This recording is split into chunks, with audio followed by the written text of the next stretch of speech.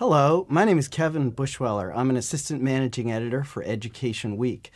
I oversee our coverage of educational technology, and I'm the project editor of our series of special reports about personalized learning. The most recent one took a look at the 4 big questions about personalized learning. And then last year, we looked at vision versus reality. Some really great information and advice is in these special reports, and I would encourage you to take a look at them on edweek.org. We are going to start with my colleague, Sean Cavanaugh, who is an associate editor of Education Week, and we're going to talk about the big mistakes that companies make around personalized learning. So, Sean, your guest was from Leap Innovations. What kind of insights did he have about the kind of mistakes that companies are making? Thanks, Kevin. So my guest was Chris Liang Vergara, and he's with Leap Innovations. They're a Chicago-based group, and one of the things they do is they try to promote smart approaches to personalized learning and blended learning in schools. And they have a program in which they pair ed tech companies with schools throughout the Chicago area. And they pair those companies after the companies have gone through a vetting process. So he has a lot of insight on the things that school leaders expect from companies when it comes to personalized learning and some of the mistakes that companies make along the way. So what were some of those mistakes? One of the biggest mistakes that companies make is simply overpromising. They're perhaps, telling school leaders that we're going to drive up your achievement by a certain amount within a certain period of time without a really clear plan for how to do that. We also hear of companies making broader mistakes in terms of not having a clear plan for what's called student agency, which means basically not having a clear plan for giving students enough control over their learning and the direction of their learning. They may have a vague plan for doing that. Another one of the barriers or obstacles that comes up is when companies really haven't set forward a plan for how they're going to implement their personalized learning solution in a particular school. It might not be a good match between what the company's offering and what the school expects, and there's often a disconnect between the two sides. So I'm curious, what kinds of questions did the audience have about this? I think it was clear to me that a lot of our audience members were sort of on the ground floor when it comes to implementing personalized learning strategies. There were a lot of questions about, I'm just getting started. Where do I start in terms of figuring out what personalized learning strategy makes sense for my school? Where do I go from here? What does the research say on personalized learning? This is a long process that schools are embarking on. And it was clear to me that a lot of these folks who were writing in wanted basic direction so that when they're dealing with a company, a vendor, they're informed about what to expect from the vendor, what might be too grand a promise, and what's a realistic expectation for what they can deliver. Interesting. And so what types of, we've done some reporting about the red flags that school district leaders should look for when working with education companies. What are some of the red flags that arose in the discussion today? I think that some of the red flags that arose were companies really not having a strong sense as to how their particular product was going to fit in that particular school. There were also a lot of questions raised about what kind of evidence or research supports specific products in personalized learning. Now, Leap Innovations has evaluated a lot of these company products from companies that are participating in their program, and so they feel like they're getting a pretty strong sense as to what these good strategies are and maybe what doesn't have the research behind it. But for schools that are out there that aren't participating in the Leap Innovations programs, they're sort of scrambling around looking for what makes sense, and if they don't have a strong sense as to what evidence exists and what does not exist, they're likely to make a mistake, probably a costly mistake, given the spending expectations for some of these companies offering programs. That sounds like a fascinating and very useful discussion. I think it was. Thank you. Thank you.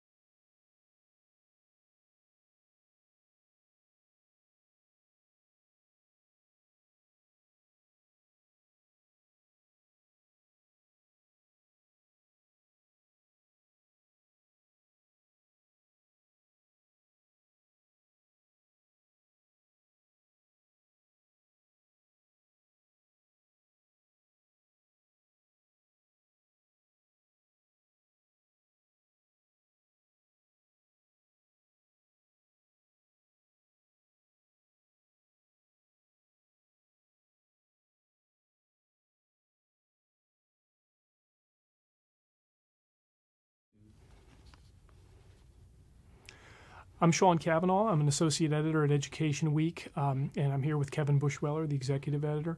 And Kevin, I know that you led a booth during this discussion that focused on principals' views of personalized learning. Principals are a big part of EdWeek's audience. Generally speaking, it sounds like in your booth there was a lot of discussion about how principals can connect personalized learning to real-world applications. What kinds of things were being discussed on that particular theme? So that was a really important part of the conversation. And I think that's a big challenge with personalized learning. And it's also one of the goals. One of the key goals of really high-quality personalized learning programs is to make that connection. And so they were talking about using technologies for kids to, interact with professionals outside of the school, using technologies to have access to original historical documents and things like that. Because one of the big sort of things about personalized learning is a focus on project-based learning. That's a really important priority. And I think, though, what schools are finding is they're struggling to make that connection, and they're trying to meet accountability expectations. They have a set curriculum, and then when you throw in a more personalized approach and project-based learning, those two things are sometimes at odds. I know that this also came up during your booth. There was a focus on how do you get teachers on board with personalized learning? How do you give them the skills they need to make sure they're prepared for whatever personalized learning strategy is being put in place? What did the folks in your discussion talk about with regard to training teachers? So that was a really fascinating part of the conversation in this event, but also in our reporting in the past. And what's interesting, what a lot of people sort of say the same thing, which is that initially teachers are resistant to it and they have concerns about it and they're not sure it's going to work. But once they go through quality professional development that prepares them to put personalized learning programs in place where they're more of a guide and less of sort of the sage on the stage, a lot of them say, I don't want to go back to the traditional way of teaching.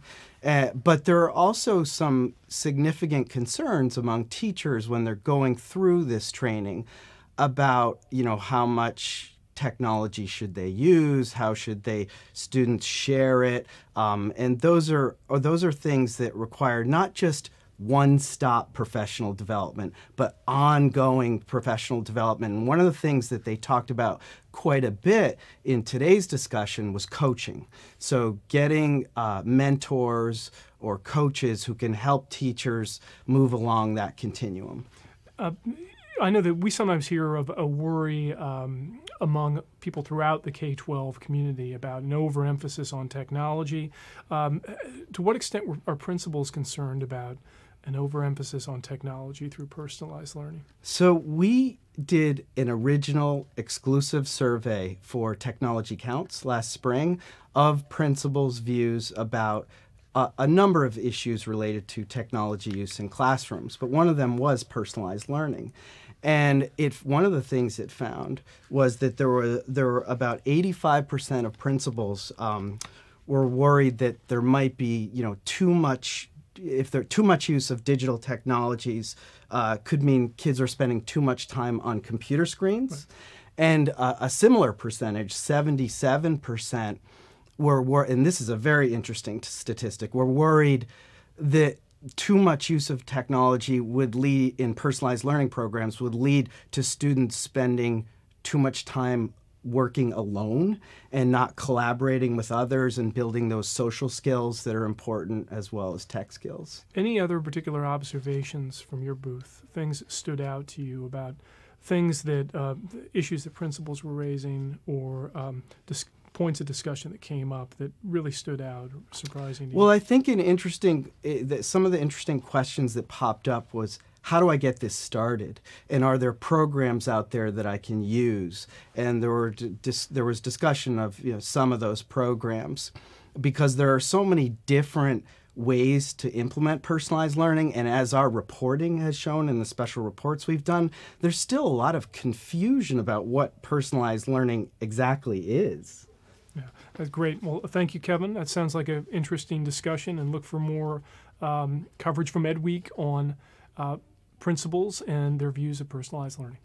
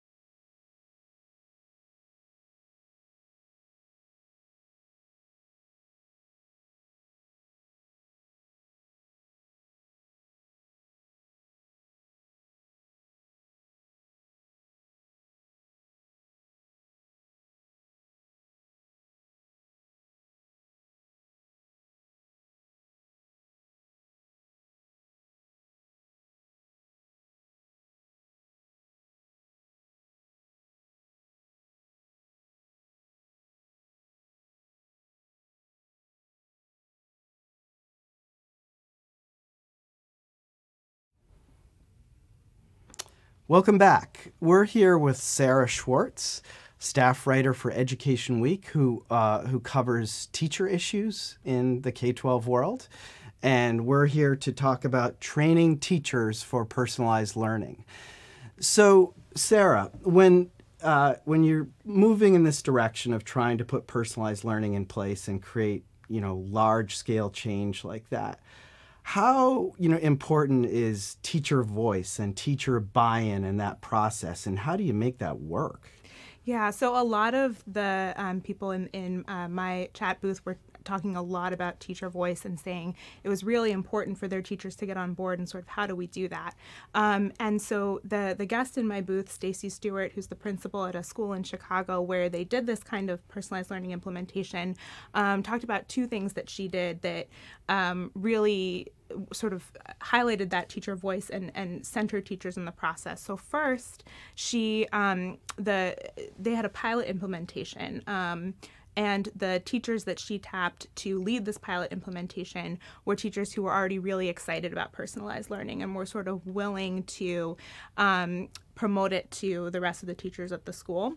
And then the second thing that she did was that in those classrooms where those teachers were trying out new strategies, she invited other teachers to come in and observe, and then afterwards do a Q&A with those teachers to really dig into what practices were working and which ones maybe they shouldn't be trying in their classroom. And she said that that really allowed the teachers to sort of become researchers and take ownership over the process that way. I see. Okay. And there, in a lot of the discussions today, there was much talk about professional development. So how do you structure professional development for teachers when you're trying to put personalized learning in place or improve what you already have? Yeah, time is a really big issue because a lot of the time these new personalized learning programs require a big shift in the ways that teachers are working in the classroom. So they need a lot of time to sort of figure out how to do that. And they were very intentional about where they put professional development blocks. For example, Stacy was talking about how they scheduled one professional development block right up against a lunch period so that if teachers sort of wanted to continue that conversation or continue that learning as they went into lunch, they could do that. Another thing is that they have these sort of two professional development tracks, one for teachers who are new to personalized learning and one for teachers who have a little bit more experience with it. And so in that way, they've sort of personalized the professional development also. And those newer teachers are working on things like how do I develop a learner profile and how do I assess students. And then the more advanced teachers are sort of working on incorporating other things into their personalized learning practice. So she was talking about how some of those more advanced teachers were learning how to integrate a trauma-informed approach into their personalized learning practice. And so that way, both groups of teachers are sort of always growing and also are able to, but aren't sort of pushed beyond where they are at the moment. So was there any criticism of the way things are done now in the discussion at all? We've reported on that quite a bit.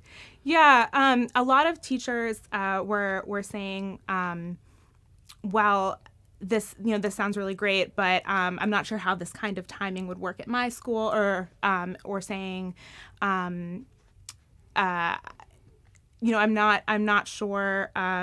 What exactly is it that you're doing in the professional development? How structured is it?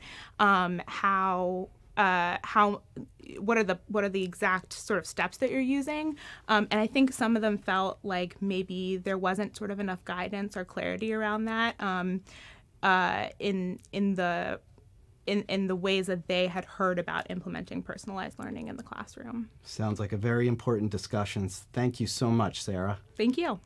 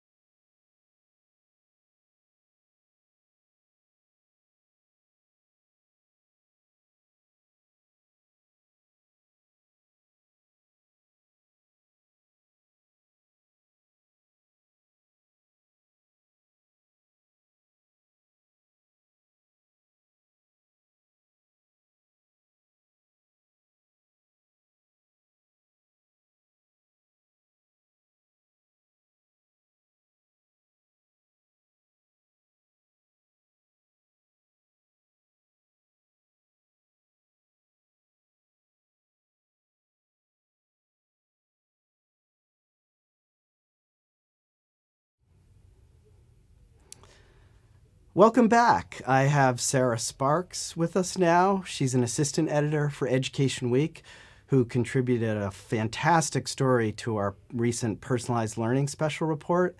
And we're going to talk about an issue that we've covered quite a bit over the years at Education Week.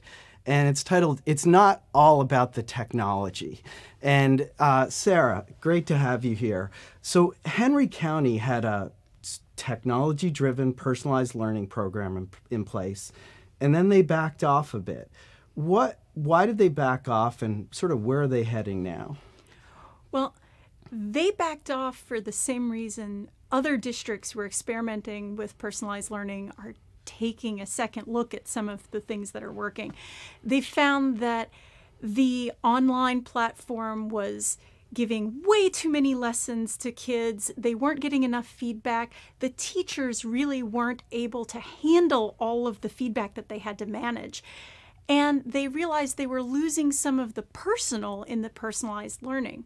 So a couple years ago, they decided to back way off of the technology part of it and instead move to giving the students more control over choosing the help that they needed and working with the students to help make sure that they got the support they needed. So how are other educators thinking about this problem of, too much use, or it's not just about the technology? We had so many people coming in saying, how do we get personalized learning if we don't have access to technology? Or how do I convince my superintendent that it's not all about the technology? And it was interesting. The personalized learning goes back to some very old and fundamental rules of good teaching and supporting your kids. And in Henry County and in other schools that we've visited, working with the students and helping teachers to support student learning through their own personal profiles and their own data analysis helps them get the support they need with or without computers. So what lessons can we pass along to the viewers about sort of the road ahead? One of the things that I thought was great was one of the principals in Henry County said that the first time she had 800 kids all transitioning to their own mini enrichment courses at the same time, she was absolutely terrified, but it was a beautiful thing. They took the perspective that they're going to experiment a lot, be very transparent about their own failures, and work to tweak their system as quickly as possible. And that seemed to be something that came up a lot. Only about 1 in 5 of the teachers who came into the district had any experience with personalized learning before. So it's really about iterating and figuring out what you're going to do from day to day. Thank you so much, Sarah. We'll be following those topics down the road, definitely. Thanks.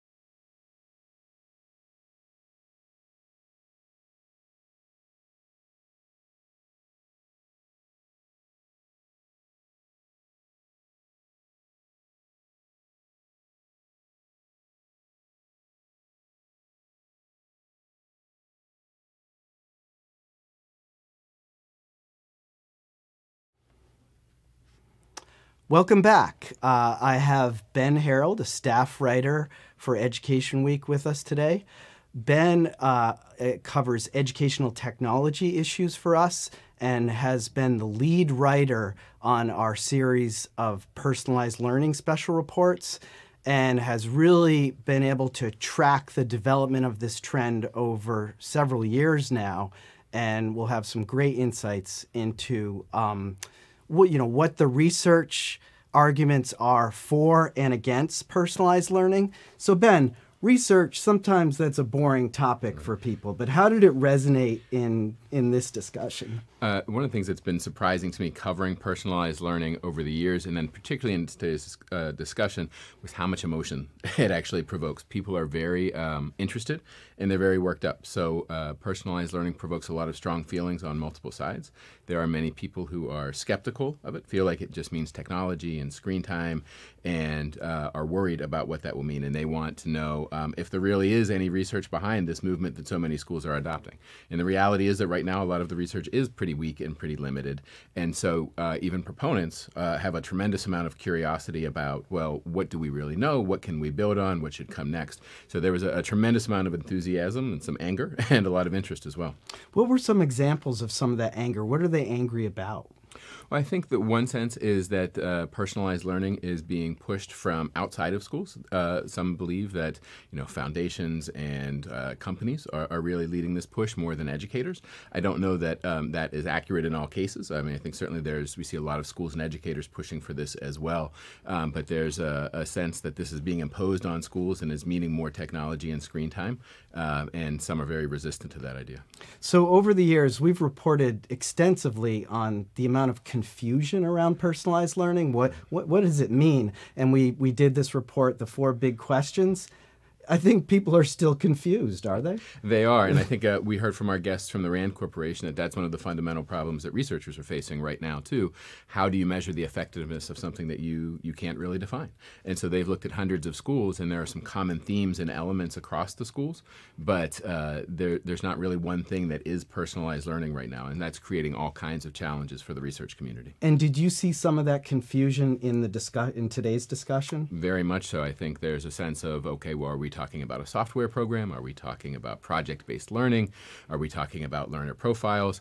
And what I think the folks at RAND and many of the others in the research community are saying is, hey, we need to back up a second, and instead of asking a question like, does personalized learning work, maybe we need to ask a more nuanced set of questions about, do these specific practices work? Under what circumstances do they work? And for what students do they work?